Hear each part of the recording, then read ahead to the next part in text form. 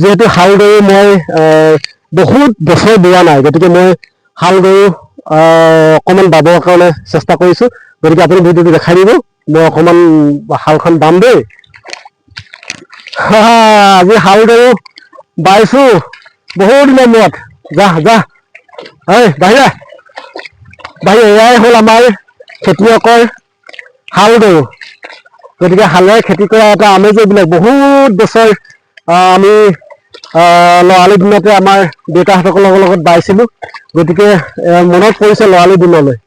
গতিকে এনেধৰণে হাল বোৱা এটা আমাৰ পৰম্পৰা আছিলে, কিন্তু আজি সেই কালৰ সোঁতত আপুনি আহি থাকক, মই দেখাই থাকক, কালৰ সোঁতত কিন্তু সকলোখিনি হেৰাই গৈছে। বা যি কি নহওক, মোৰ কিন্তু এটা আমাৰ জাতি মাতৃ গীত গোৱা আমাৰ জনতাৰ শিল্পী শ্ৰদ্ধা ৰাজীৱ শদিয়াদেৱৰ এটি গান খুব মনলৈ আহিছে এইটো সময়ত। মই সেই গীতটোকে অকণমান গাব চেষ্টা কৰিম। আপুনি মোক ধুনীয়াকৈ দেখুৱাইছে নহয়? আচ্ছা। বাবলৈ মাটি আছে ৰুবলৈ, বিচাৰিছো নগৰী কঠীয়া তুলিবলৈ। বাবলৈ মাটি আছে ৰুবলৈ, বিচাৰিছো নগৰী কঠীয়া তুলিবলৈ। যোৱা যদি ওলোৱা কাপোৰ কানি সলোৱা, তুমি সদায় ৰোৱনী, জানো মইনো হম হালোৱা।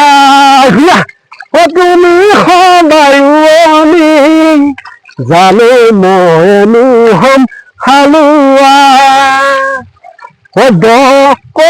পথাৰত শাওণ ভাদ মাহত ৰুব লাগিব, দুপৰীয়া গৰমত।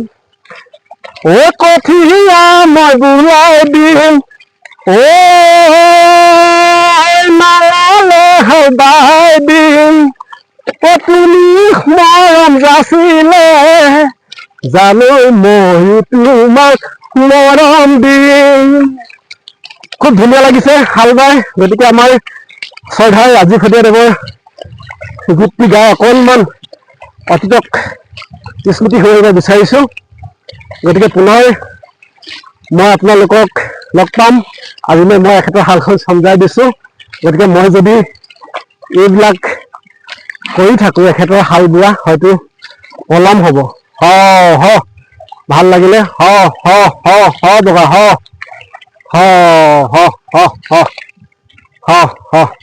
ঠিক আছে, ধন্যবাদ দেই ককাই মোক দেখুৱাই দিয়াৰ কাৰণে।